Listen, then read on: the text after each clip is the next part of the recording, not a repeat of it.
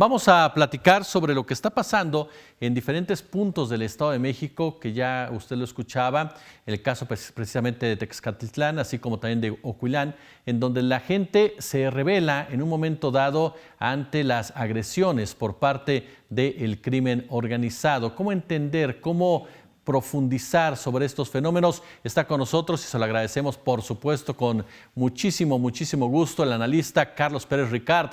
Doctor, ¿cómo estás? Muy buenas tardes. Te saluda Belinda Urías y tu servidor Jesús Escobar. ¿Qué tal, Jesús? ¿Cómo estás? ¿Qué tal? Buenas tardes. Un poco asustados por el sismo, pero encantados de estar aquí con ustedes.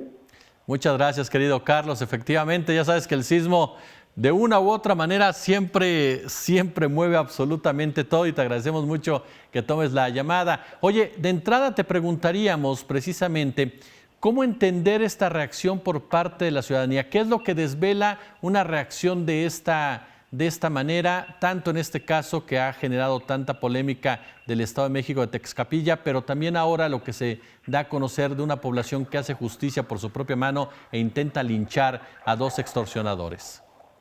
Mira, lo que estamos presenciando básicamente es el cansancio de la población en la parte del sur del Estado de México y en otras partes del país frente a mecanismos de extorsión cada vez más avanzados, cada vez más fuertes por parte de organizaciones criminales que no solamente extorsionan a grandes empresarios o a grandes empresas, sino que ya han llegado al punto de extorsionar y cobrar rentas a todo tipo de personas, a tiendas de abarrotes, a lugares donde se venden productos primarios en pequeñas localidades del Estado de México.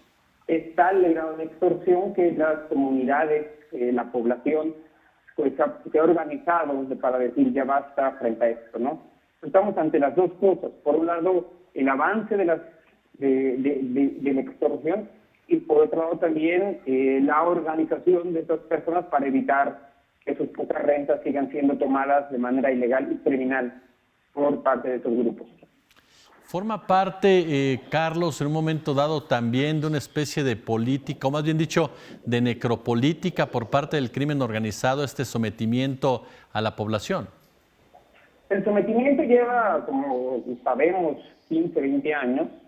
Lo que es un hecho es que vamos a ver en el Estado de México, en Guerrero, en Michoacán, ya un grado de sadismo, un grado de rebasar algunos límites que todavía no se habían rebasado, ¿no? Justamente contra los que menos tienen, contra los que tienen poco que perder, ¿no? Habíamos escuchado y sabemos de casos de extorsión que por definición es un delito del que sabemos poco, se denuncia muy poco, se persigue mucho menos, se investiga muy poco por parte de las autoridades y tenemos indicios de que cada vez, digamos, hay una provocación cada vez mayor a los grupos más vulnerables de las comunidades. Y lo que hemos visto en estos dos lugares del Estado de México es precisamente eso, grupos del Cártel Jalisco Nueva Generación o de la familia michoacana, ni siquiera en algunos casos son parte de las organizaciones de los grupos, sino son células de estos dos grupos, o que se dicen células de estos grupos, que extorsionan a toda la población en general y terminan por recibir el rechazo absoluto de toda la comunidad. Carlos, acá Belinda Urías, muy buenas tardes de nueva cuenta. Un gusto saludarte. Y bueno, yo te quería preguntar cómo influye esto en el ámbito electoral. Bueno, es impresionante porque el periodo electoral es el momento en el que se renegocian los acuerdos locales, los acuerdos políticos que tenían cierto equilibrio.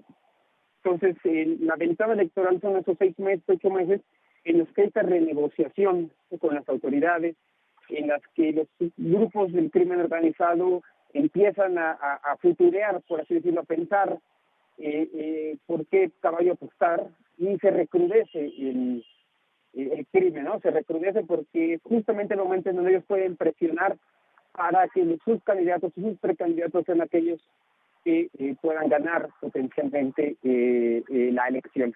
Lo que vamos a ver con toda certeza es una elección muy violenta en estas partes, sobre todo en el sur del Estado de México, Michoacán y en Guerrero, donde vamos a ver, lamentablemente, perdonen que sea así de cruel y así de pesimista, el asesinato de candidatos, de precandidatos, y luego todavía incluso el momento en que, del momento de la elección, del momento en que toman posición, también un momento de extrema violencia. Así lo vimos en el año 2021, así lo vimos en el año 2018, así lo vamos a ver también en el 2024, me temo. No hay nada que nos haga pensar que van a ser unas elecciones menos violentas que las de hace 3 años y las de hace 6 años. Al contrario, todo hace suponer que van a ser unas elecciones particularmente violentas, probablemente las más violentas en la historia contemporánea de nuestro país. ¿Los cárteles están operando como empresas neoliberales? O sea, me refiero, ¿por qué la explotación del más débil? Bueno, es interesante porque lo que vemos en esta zona del país es que, insisto, no necesariamente son los carteles los que están extorsionando, sino en muchos casos células que se hacen llamar parte de alguno de esos grupos, ¿no? Entonces funciona como una suerte de franquicia. Van a una comunidad sin policía municipal, donde la policía estatal apenas tiene presencia y se hacen llamar miembros de la familia michoacana, por así decirlo, o del cártel Jalisco Nueva Generación, y en realidad pueden serlo o pueden no serlo. El caso es que la propia marca tiene suscita tanto miedo que es muy complicado que alguien pueda hacerle frente, ¿no? Pero sí, en más de un sentido están funcionando como empresas extractivistas, y lo que buscan es hacer su búsqueda de rentabilidad totalmente totalizante, ¿no?